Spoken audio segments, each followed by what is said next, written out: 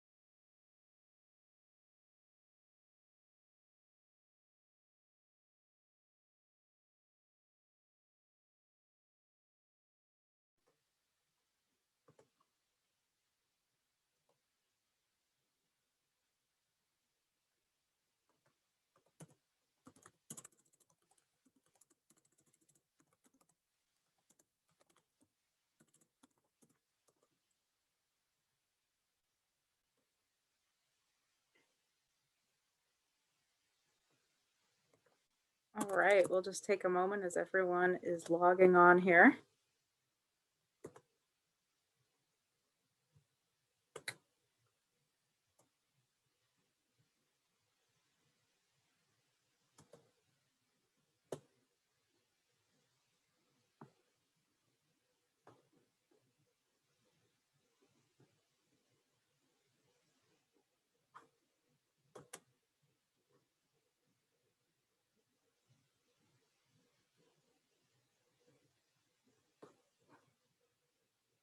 All right.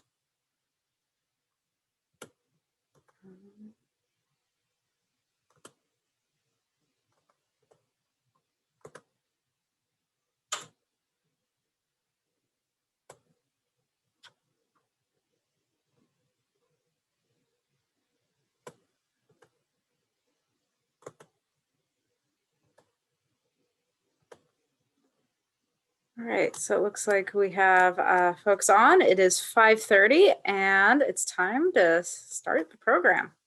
Hello everyone, thank you so much for attending today's Popping the Science Bubble. Berkeley Public Library loves our collaboration with UC Berkeley students, the Popping the Science Bubble team, and we're just so happy to bring you this monthly event. We are also live streaming the event on Facebook tonight, and of course we have it on Zoom. So welcome to Popping the Science Bubble. This monthly seminar series aims to share new research findings from grad students and postdocs at UC Berkeley with the general public and create constructive discussion about a variety of science topics. We have 2 speakers at each seminar who will talk about their current research or a topic they find really interesting. The organizers are 3 graduate students at UC Berkeley, Jenna, Madison, and Oksana. If you are interested in checking out their past seminars, you can visit their website, check out their Twitter or Facebook, and sign up for the listserv to keep in the loop for upcoming seminars. We also have our archive of speakers on YouTube. And so you can find past Popping the Science Bubble presentations on YouTube and the library's Facebook account. And now I'll let the Science Bubble team introduce tonight's speakers. Great, thanks, Kelsey. And before we get started, just want to emphasize that you can join our email listserv for reminders about upcoming seminars, and you can learn about the topics and a little bit about the scientists ahead of time as well. And the format of the seminar is that we'll have the two speakers give their talks, and feel free to ask questions in the Q&A chat box here in the Zoom webinar or online in the Facebook live stream. And one of us will ask your question in real time during the presentation. And if we don't get to it, we'll be able to, the speakers will be able to answer your questions in the chat, and we'll have a little bit of time afterward for after both presentations as well to answer questions. So don't be shy, ask away. And with that, we'll get started with introductions for our first speaker. Our first speaker today is Kaitlin Allen, who grew up in New Hampshire and got her bachelor's degree at MIT in Cambridge, Massachusetts. She has slowly made her way west since then, working in Colorado, Idaho, Antarctica, and now as a PhD student in the Vasquez Medina lab at UC Berkeley. She didn't realize she wanted to be a scientist until her mid-20s, but her mother will tell you that Kaitlin asked why so many times as a kid that she always knew. Kaitlin loves being outdoors, and while the Bay Area will probably always feel a little overwhelming to a kid from New Hampshire, her favorite thing here is all of the little parks and trails tucked between the cities. Take it away, Kaitlin.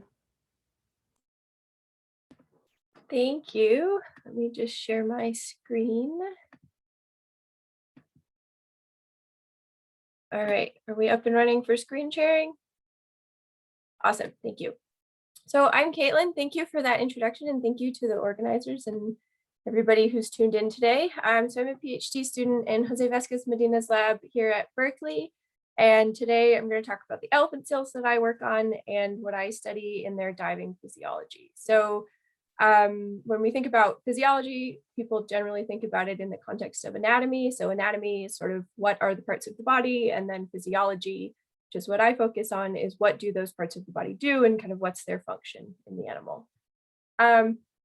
So if you've been around the Bay Area up to Point Reyes or down to Año Nuevo State Park by Santa Cruz, you've probably seen an elephant seal before, but as a bit of background, they are very large animals. They're the second largest seal, and the first largest seal is the southern elephant seal, so they're very similar.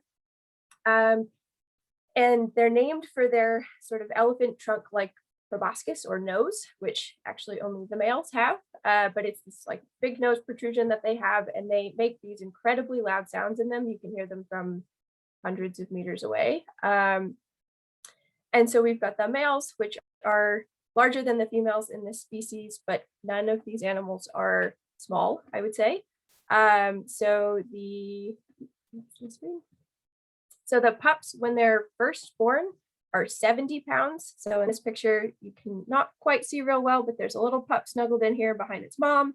So this animal is probably less than a week old, maybe 100 pounds. And by the time it's a month old, will be 300 pounds. So they basically inflate over the course of the month. Mom sort of deflates. She's giving this animal 60% fat in the milk. So human and cow's milk is 4% fat. So this is like a 15-fold, this is creamer essentially that this animal is getting. So they're pretty extreme in terms of body size and growth rates. But in addition to body size alone, they have kind of an extreme history as well. So I think this is a little bit less well known about these animals, but they were hunted nearly to extinction in the late 1800s as part of the sealing and the whaling industries here. And in contrast, what you see now is all of these arrows are elephant seal rookeries or elephant seal colonies along the California and the Baja coast. But they were nearly extinct, and they were actually thought to be extinct until the 1890s or so, when a museum research expedition showed up on Guadalupe Island off the coast of Baja, found 8 northern elephant seals, and thought, oh, good, these are the last of the elephant seals, killed 7 of them for museum specimens, left 1 for some unclear reason. And that was really thought to be it. That was really the end of the elephant seal as we knew it. But the nice thing is that these animals spend a tremendous amount of time in the water. And as you can see, they've got a lot of these sort of small islands that they have their pups on and that they haul out on. And they were, in fact, not the last 8 elephant seals on the planet. and the population has rebounded really nicely in the last 100 or so years. And in the US, they're protected in Mexico, and then in the US, we have the Marine Mammal Protection Act as well. So they've seen better days recently than they did before.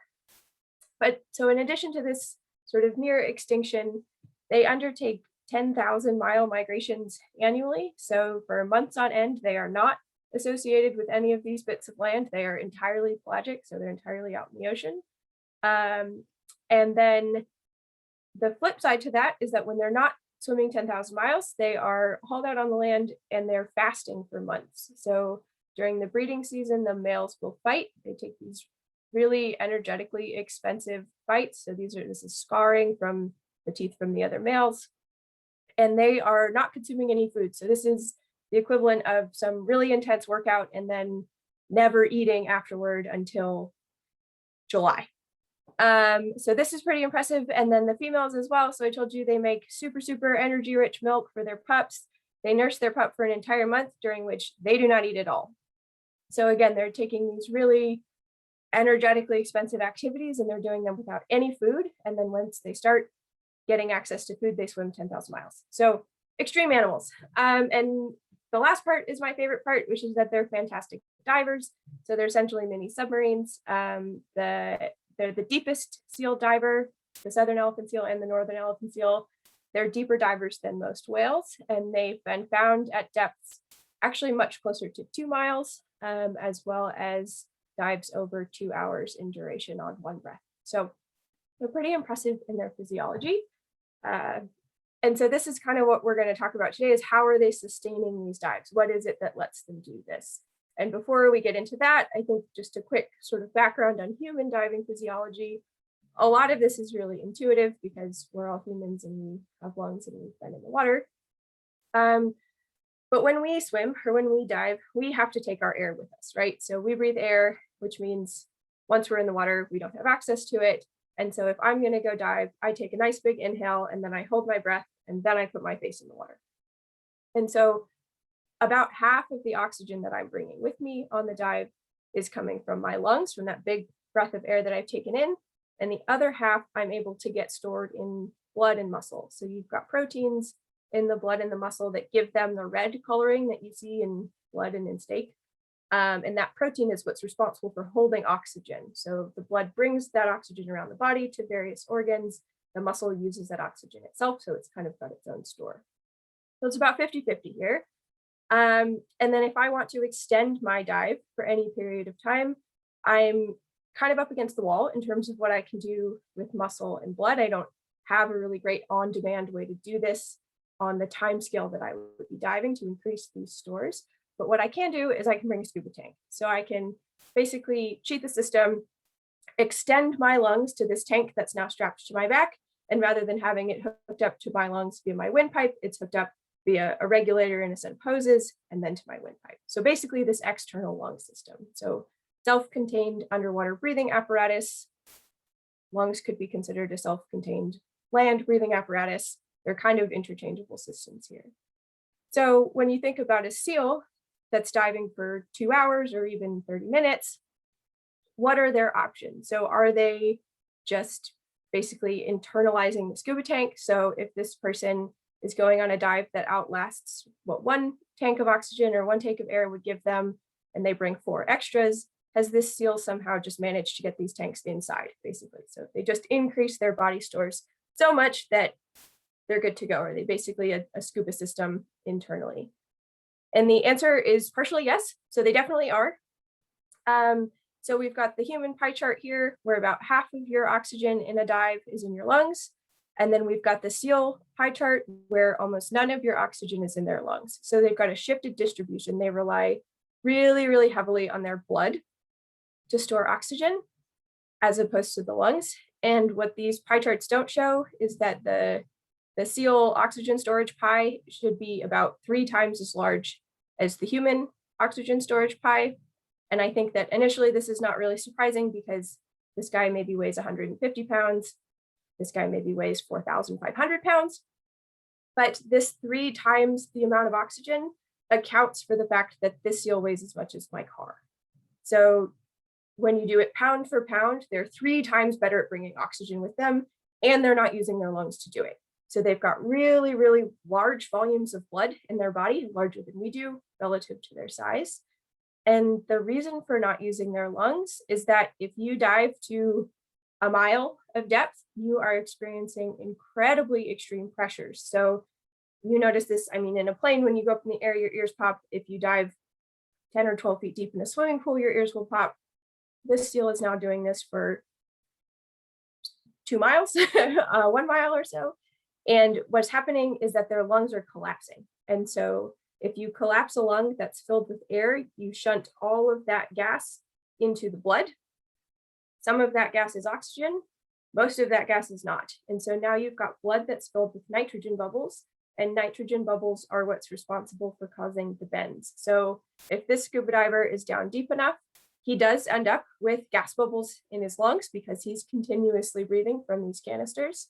And if he comes up quickly, all those gas bubbles expand, they come out of the blood and the tissue, and he has the bends or decompression sickness. And the seal needs to not have this happen because the seal needs to make another dive and doesn't really have time to be having a medical emergency midway to the surface. So they're not relying on their lungs, they're relying on their blood.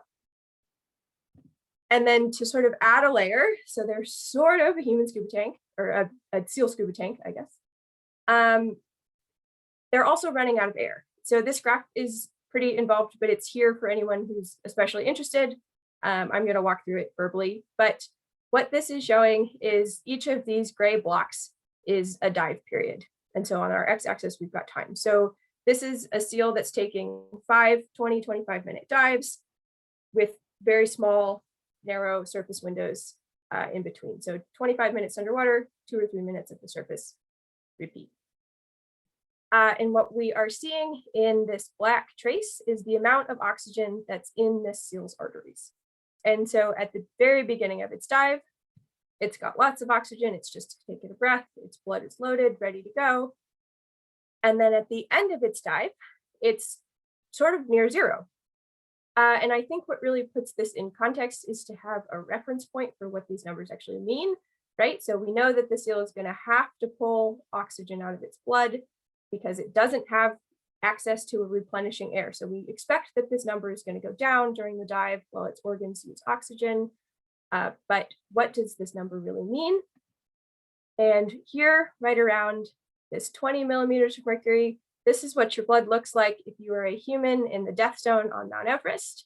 And this is what our seal looks like 2/3 of the way through its dive that it's then going to do at least 4 more times in the next hour. So I think this is pretty impressive. So they're taking a tremendous amount of oxygen with them to do this.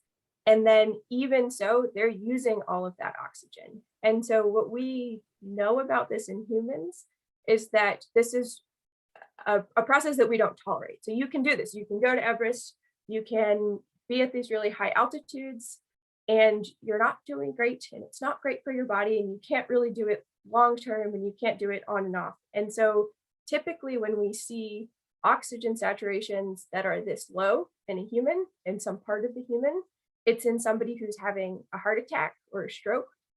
And it's that downstream tissue. So wherever the blood blockage is happening, the tissue on the other side of that blockage is running out of oxygen. And I think everyone is aware that heart attacks and strokes are not something you want to be having. The tissue can die when it sees oxygen levels this low for extended periods of time, like 25 minutes. It can definitely die when it sees it repeatedly over the course of an hour or two. But for the seal, it's fine. And this is especially interesting in blood vessels. So cardiac heart tissue will die, brain tissue will die. And the really major concern in humans having heart attacks and strokes is that their blood vessels get injured as well. So it's one thing for part of the downstream tissue to die, the organ, and it's another thing if your source of blood delivery to the organ dies as well.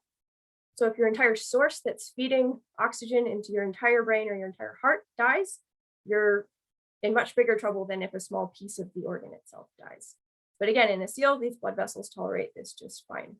So the goal here is to try to take this information and say, this is something that seal blood vessels do really well. How do we translate this, or how do we understand what they're able to do and translate this into a human system? And so, oh yeah. Oh, sorry. Before you move on, can I ask, how do you measure arterial oxygen in these seals? So it's with a catheter probe. So it goes into an artery. So it's basically a seal surgery. So they put these types of catheters into humans as well, although we typically have other ways of doing this.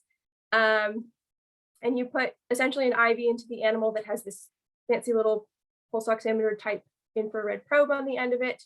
And then you use a lot of waterproof tape and waterproof glue and pressure-proof housing for your entire instrument and computer.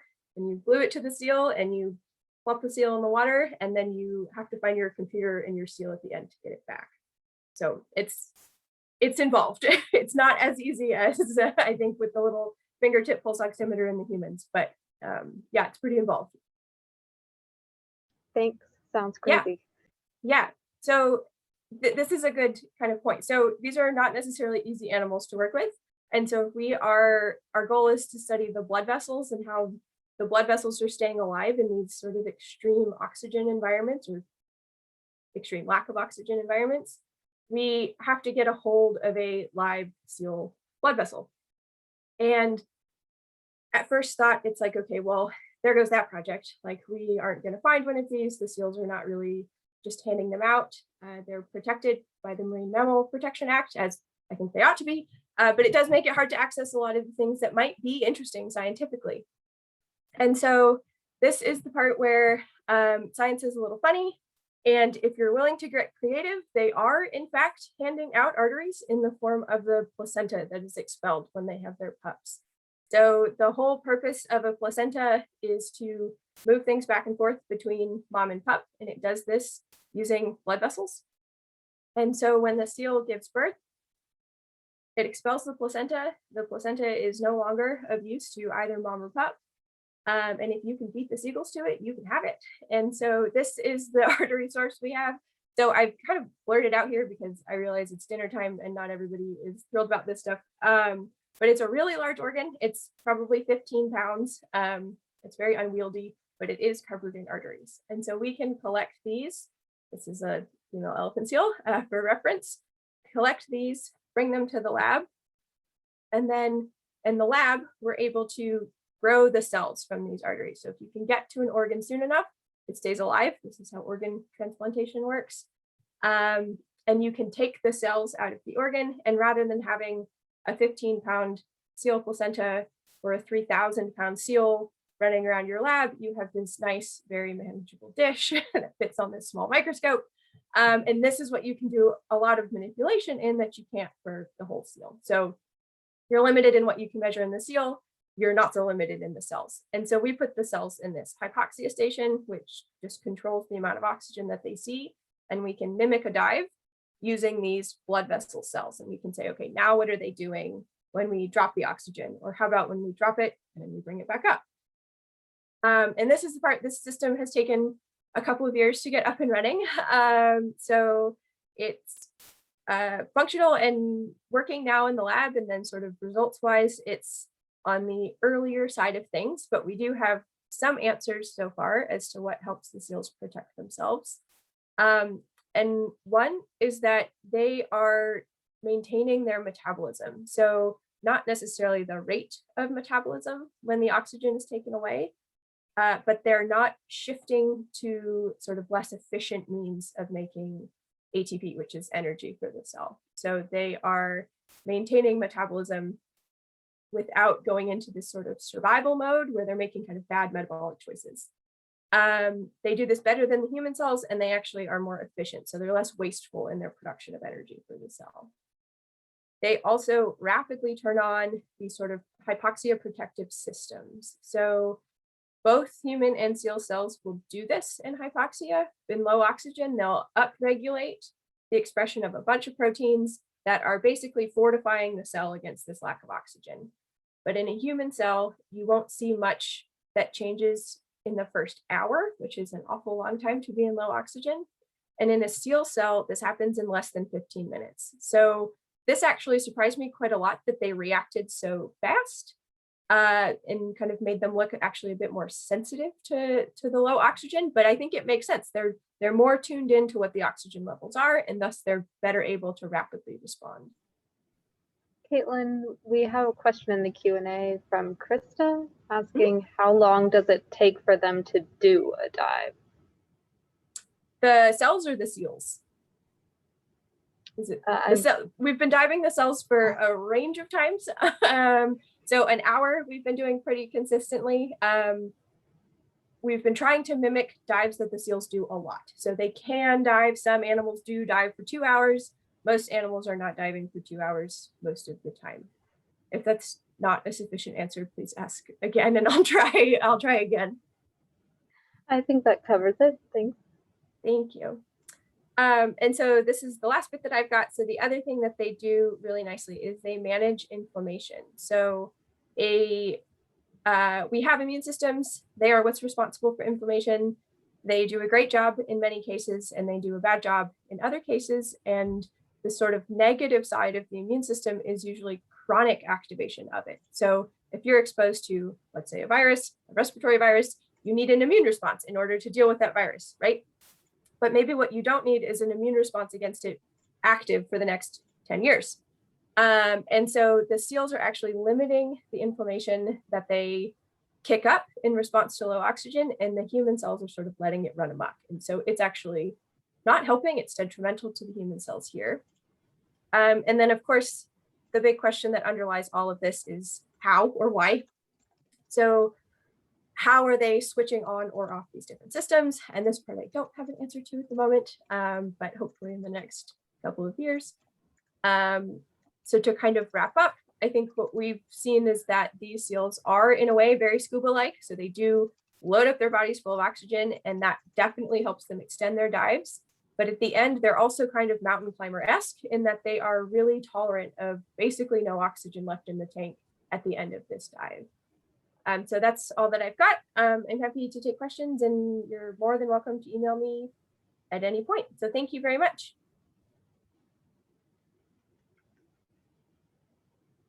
Let's read that.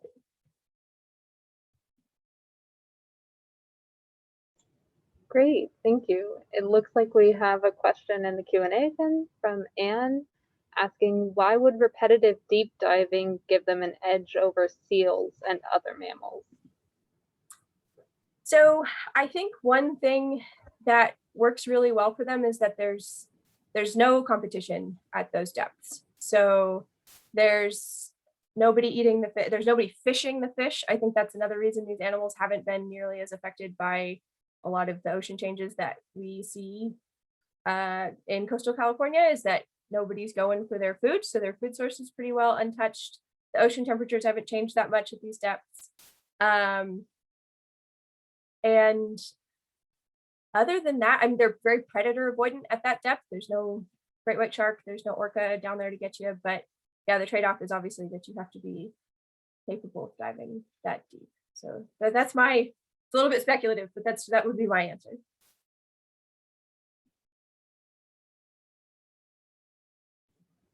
Great, thank you. We have, I think, a minute for any other questions. We'll wait for 30 seconds. But if not, I think Caitlin's very happy to answer any ongoing questions in the chat throughout the next talk, or if you guys have any questions that you want to ask in person, you can also stick around at the end of the seminar. I think our speakers will be hanging out for a little bit and happy to answer. So our next speaker is Valle Ojeda, who's a postdoc in the QB3 UC Berkeley lab of Sabiha Merchant. She grew up in the village in the south of Spain and got her bachelor's in molecular genetics, and biotechnology at the University of Sevilla, and got her PhD at the Institute of Vegetal Biochemistry and Photosynthesis of Sevilla, where she was studying chloroplast redox regulation in plants, and also got a mobility fellowship during her PhD to do a 3-month stay at in Paris-Saclay in France, She is currently a Marie Curie postdoctoral fellow studying the proteins involved in redox of the green alga. I hope I'm pronouncing this right. Chlamydomonas reinhardtii throughout the cell cycle. And she loves to travel, go to music festivals and concerts, and go out with family and friends. But in a pandemic where these things may not be possible, she's been interested particularly in illustration, photography, and watercolor. So we're excited to hear from her about photosynthesis today. Please take it away, Valle. Thank you so much for this nice introduction. Let me share my screen. Oh, 1 second, I'm not sure. There you go.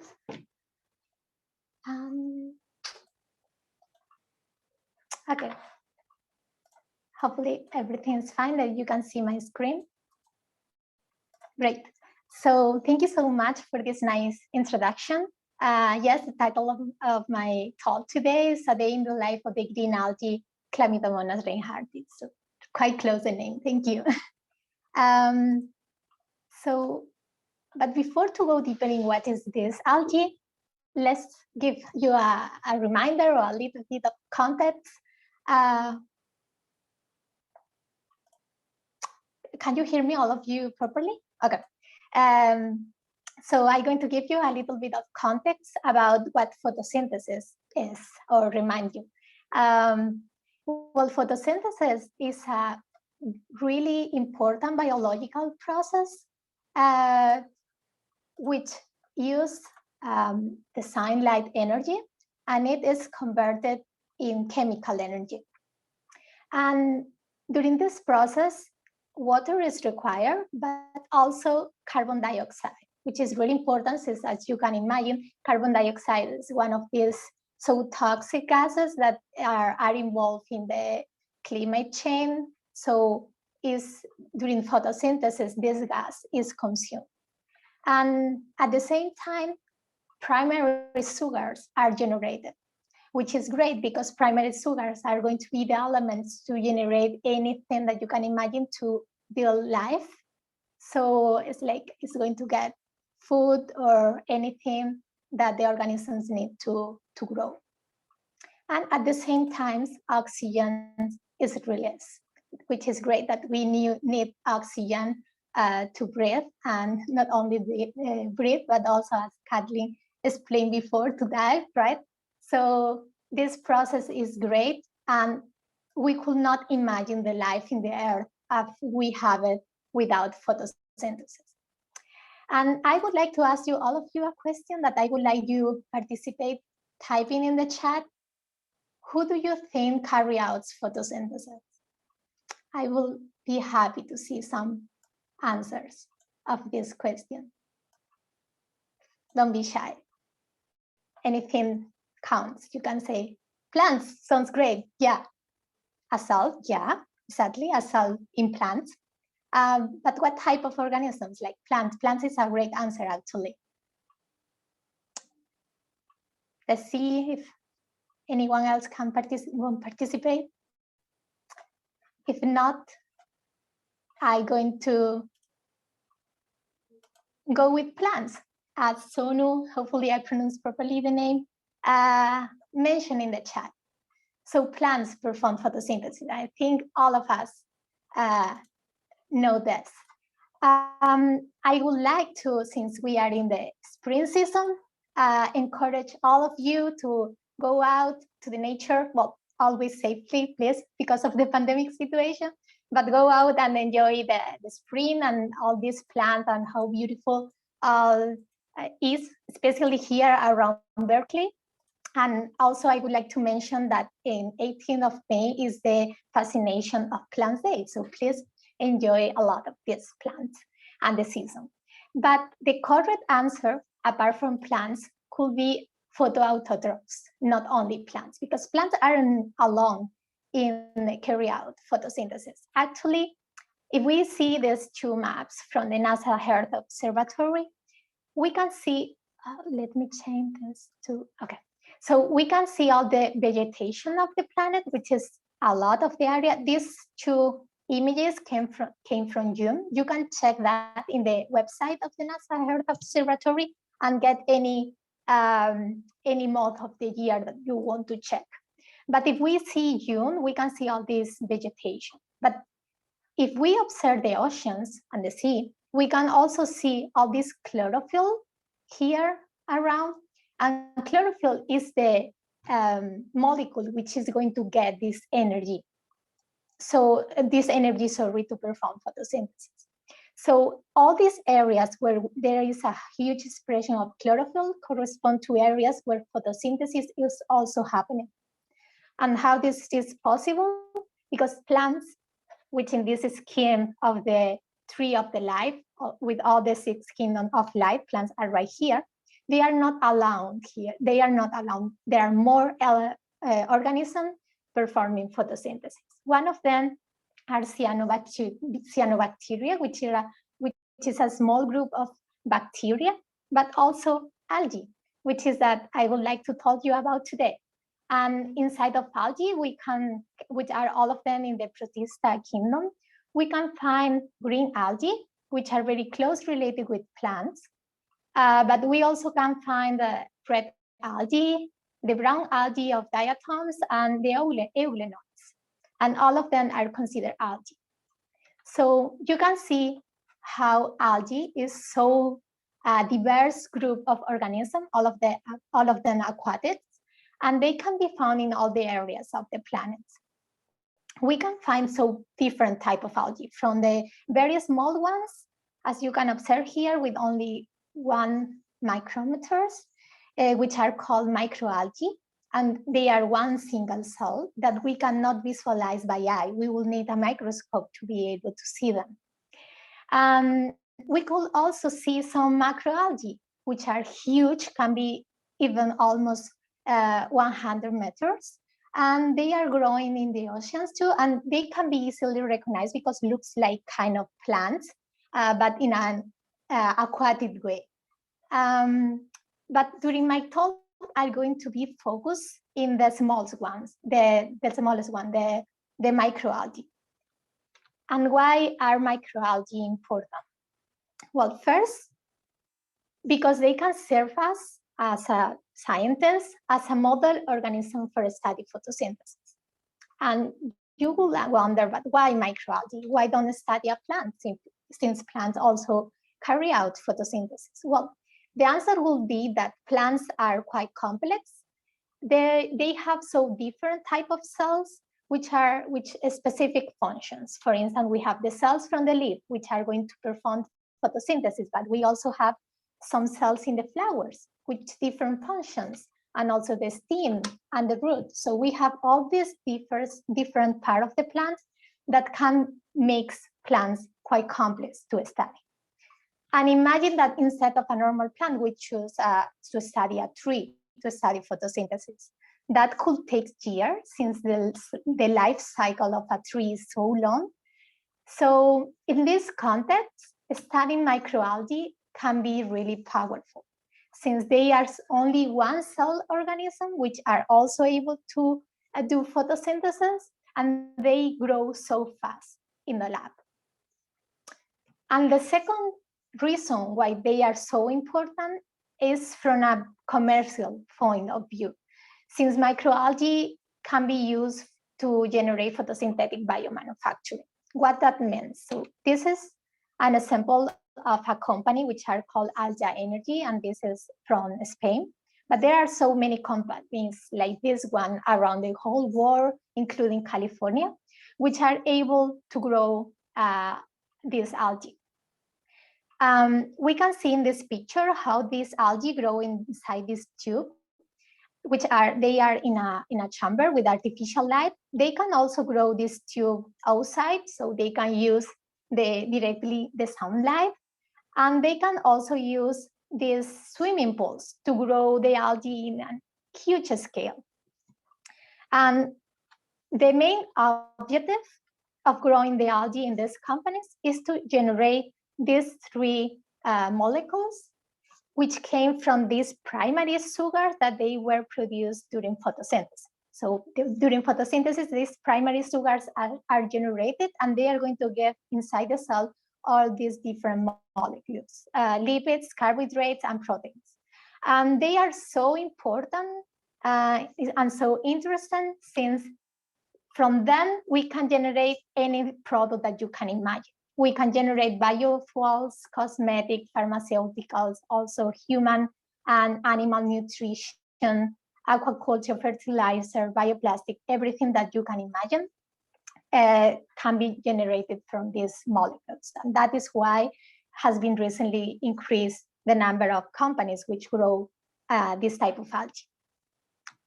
But I would like to introduce you the microalgae that we work with in the lab, which is Chlamydomonas reinhardtii, and also known easily as Chlamy. Let me show you, this is a cartoon, but how Chlamy looks like. In the microscope, this is how we can observe the cells of Chlamy, the single cells. So I don't know if it's clear enough in the picture, but its cells have two different cilium that in this case are here in white, very clear, and the other two here are right here. And the reason why they look like this green color is because they have an organelle which is called chloroplast. This organelle is this one right here in green, and it's huge. It's almost all the cell. We can also visualize this organelle using a super high resolution microscope, which is able to detect the fluorescence that this organelle emits. So we can visualize the cell here. This is all these cells, and what is in white is just the chloroplast, which is the organelle where the photosynthesis takes place inside the cell. And this other picture is also this Chlamy, but in this case, it's a transmission electron microscope. It's a transversal cut of the cell. And we, again, this is the whole cell. We can see this in high dense body. We can observe the chloroplast again. And this circle in the middle of the chloroplast, which we are also able to observe here, if somebody is wondering what is this, is called pyrenoid, and is the part of the algae where the CO2, the carbon dioxide, is fixed to do the photosynthesis. So we work with this Chlamy in the lab, and there are so different ways to grow in the algae in the lab. One of them is using agar plates, with is basically like some media which is solidified and contains all the nutrients to be able to grow the algae. And it looks here in green. This is not requires microscope. This is how by eye the culture looks like. Here we have liquid cultures in flask. We can see how in this case is much more grown than in this other case. We can also use photobioreactors, which is what I actually use in my project. So photobioreactors are, well, the reactor is here. They are called photo because we also have light. And the algae is growing in this liquid inside these cuvettes. So this cuvette, which this green liquid, which is the algae, go inside the reactors. And in this photobioreactor, we can control any parameters that you can imagine. This is a detailed picture of one of these cuvettes and how this media where all these algae are growing in. And this video shows how the culture looks like when it's inside of one of these photobioreactors. So we have behind just the light that we use a mix of two different types of LED lights, a mix of blue and red light, and it allows to the algae to do the photosynthesis. And this is a scheme of how we use these photobioreactors and all the different parts that they have. And you can see all this bubbling right here in the video and also in the picture. This is, we insert air inside the cuvette by this air pump because we want this bubbling to increase the amount of CO2 inside the media. So we can, to increase the production of photosynthesis. And we also have a tube to insert media because we want to dilute the culture so it never gets saturated. We always want that the algae are growing. And we also have this pH proof, which allow us to measure both pH, if the media is acid or basic, and also the temperature. So we can control any parameters that you can imagine. And how Valle, yeah. Sorry, a quick question. Why do you want both blue and red LED light in the reactor? This is a really good question. We could use actually white light. Any type of light except green light could be used to do photosynthesis. Actually, if we take a look at these numbers, I didn't want to mention because maybe it's too technical, but these numbers is like the light intensity. Actually, inside the cuvette, we consider that there is like 200 micromoles of photons, but the mix, it has much more blue light than red light because actually the blue light is much more active than the red light. And you could combine, so in case of white light, you will have like all the type of energy. But if you want to also study how is the response to one specific type of light, you will be interested to see, okay, how is we only grow the algae in blue light? Could we increase the production much more? Could we there be more efficient? So that is the point to use these two type of lights. Okay, to answer these questions. Thank you. Thank you for asking. Okay, so we use these photobioreactors to control all these parameters, and our objective is to study the cell cycle of Chlamydomonas, of this algae. So what we want to do is to mimic a day in the nature of this algae, and we expose the algae to 12 hours of dark and 12 hours of light. So during the dark phase, the algae is not going to receive the light to perform photosynthesis. It is going to be like in the quiescence phase, like sleeping. And just when they receive the light, they then wake up and say, oh, we can start working here. We can start growing. So they start performing photosynthesis and get all the energy enough to grow. And we are able in the lab to synchronize that cells, right? That just at the end of the light phase, the algae lose the flagella or the cilium and just prepare for the division. So we get this division and these two daughter cells, tiny daughter cells, which are going to regenerate the cilium. So we in the lab, because of this so nice synchronization, we are able to study every step of the life of this algae. How we do this? Well, we use these photobioreactors, as I mentioned, first with the 12 hours of dark and 12 hours of light, but we also control the temperature to mimic the day in the nature. During the dark phase, the temperature is around 18 degrees, and during the light phase, the temperature increased to 28. And if we observe the optical density of the culture, and that means how dense the culture is, how much biomass do you have in this culture? We will say that, for instance, this is a bioreactor which hasn't grown a lot, and this one, which is much more greenish or dark greenish, has increased the biomass, right? So if we observe the optical density, how much the culture has grown, we can observe how it doesn't grow at all during the dark phase, but only during the light phase, because it's when they have the photosynthesis to grow. And if we observe the numbers of cells that we have in the culture, however, here we can see how the number of cells keep constant, even in the light phase, but only increase at the end. And this is how, this is the way that we have to visualize that the cells are so nicely synchronized. They are able to grow in the light phase and just divided just at the end. And we are also able to see that in the microscope.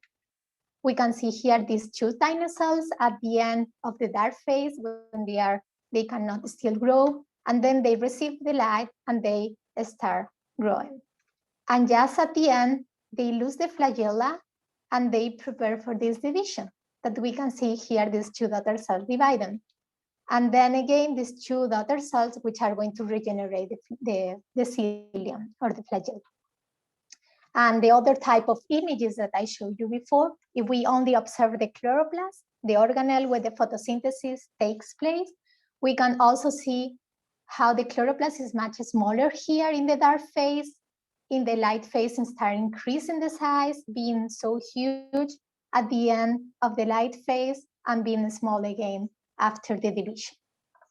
So with this so cool, at least cool in my opinion, system that we can synchronize the cells, we can study every step of the cell cycle and see which pathways are involved, with metabolic pathways, with protein are accumulated, what is happening, to get that information and apply for any, even to plants or for commercial point of view or for anything, right? So we just want to discover or research what is happening in every stage.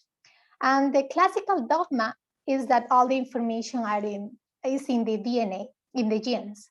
And the genes are transcripts to RNA, which is called the transcriptome. And this is important because it is going to be then is going to generate the proteins. And the proteins are the key part because they are going to perform the different functions inside the cells. So the labs, this lab, the merchant lab, is interesting to know what is the transcriptome, the proteome, what genes are expressing, which proteins are accumulated in every step of the cell cycle. And specifically for my project, just very quick, Diane, I am interested in what is called the redox proteome. The redox regulation is a modification that the proteins suffer. So it is not only important if a specific protein is accumulated or not. It's also important to know if this protein is active or not, is working or not. So one of the modifications that regulates the activity of this protein are the redox modification. So when the proteins are reduced, most of them are active, are working. And however, when the proteins are oxidized, they are inactive. So during my project, during my postdoc, what I am studying is how these different proteins are regulated when they are active or inactive in every step of the cell cycle. So thank you so much, all of you, for your attention today and this talk, and especially to all the organizer of the Popping the Science Bubble. And thank you so much for giving me that opportunity. And to the Merchant Lab and my supervisor, Sabiha Merchant, who had done this great career in Chlamy and has generated all this research of this organism. Also thanks to Chlamy, which is one member more in the lab. And to the Marie Curie Action, which of course is who paid me, which fund my postdoc, which is a project combined between the University of California, Berkeley and the University of Seville in Spain. Just let me know if you have any question. Thank you so much for your attention. Great, thank you so much for your talk, Ray. We have a question in the Q&A from Joseph asking, why do algae have flagella? I assume they simply floated in water currents. This is a great question, and not all the algae have flagella. And this is something that I learned recently. They are not currently, even if people working in this area always say flagella. Flagella is more for bacteria, even if I say flagella, just an interesting thing. Is for eukaryotic cells, is correctly say cilium, but doesn't really matter for our purpose. So not all of them have flagella, and the ones which have it is a really advantage because they can move directly to the light. Imagine, for instance, plants. They are cellular organisms. They have to be stayed always where they are, and they have to manage ways to find this light, right? In the case of the algae, if you have this flagella, you could go directly swimming where the light is. So it's great advantage for the ones who have it. Good question.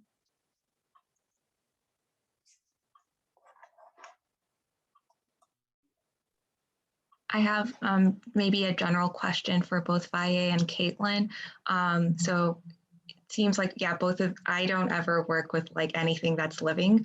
So I was just curious about, the challenges that are hard but rewarding parts about doing your experiments in the lab. Do you want to answer, Kaitlin, first? You can go first if you'd like.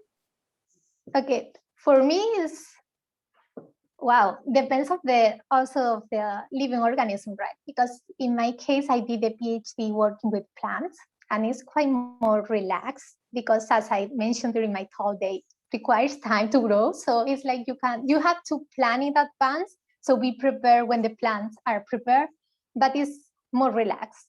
But in the case of Chlamy, because they grow so fast, you have to be always there prepared. And especially for my type of experiments, which requires 24 hours, is like do this so intense sampling and be adaptable to the organism. They are the boss. Yeah, I think that mine is sort of similar. So yeah, being prepared can be hard. So if we do a fair number of things that are typically done in like a hospital setting or a lab setting. And so you have to bring a centrifuge to the beach, or you have to bring whatever equipment with you where you're going. And if you forget it, like you're out of luck. So kind of being organized and prepared. And then with non-model organisms and mammals, at least. So lots of people work on mice and rats and humans is what they study. We're kind of co-opting a lot of methods, but they don't ever work the first time on the beach or with a seal. And so there's a lot of troubleshooting, and it can be a little frustrating. It like looks like it should work on paper and it never does. But I think that part is not unique to what I do, but the things that fail might be.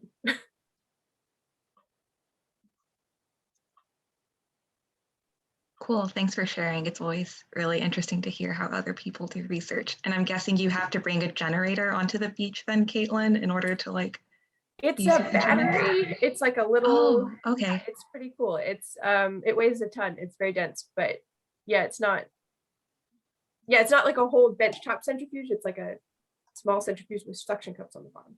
Oh, okay, cool.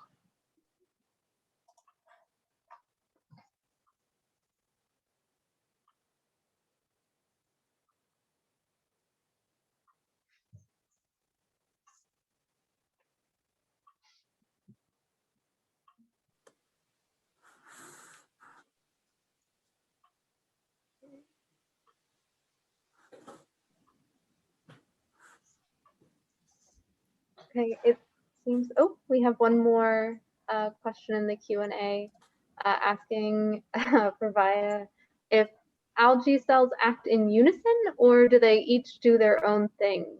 So I guess how much variance do you see within the algae cultures? Oh, well, this is actually a really good question and hot topic, I will say in the field.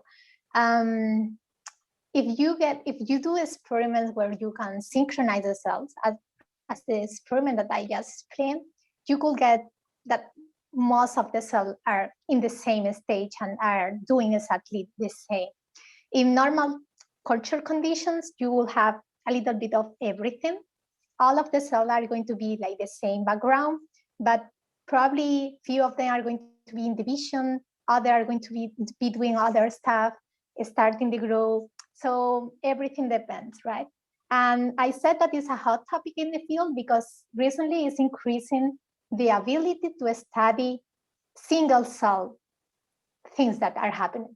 So just you don't have the whole culture. You are able to see also what is going on inside this specific cell from microscope techniques, or being able to distinguish between, I don't know, if you have a mix, you are able to separate them by some specific parameters. So they are quite the same, and this is the advantage of algae culture single cell culture compared with plants, for instance, but there are still differences. So it's not a yes, no question, I guess. Good question.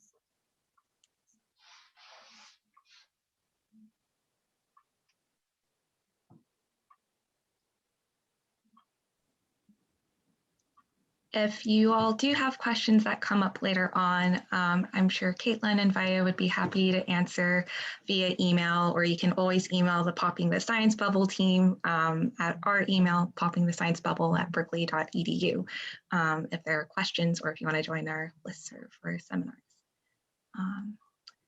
Yeah. So Thank you so much. This has been just a set of great presentations. Learned so much as always. Thank you so much for joining us. Speakers, listeners, Science Bubble team, thank you so much. I guess we'll wrap up the webinar now, but everyone have a wonderful rest of your week. All right. Thank you so much. Yeah, thank you guys. thank you.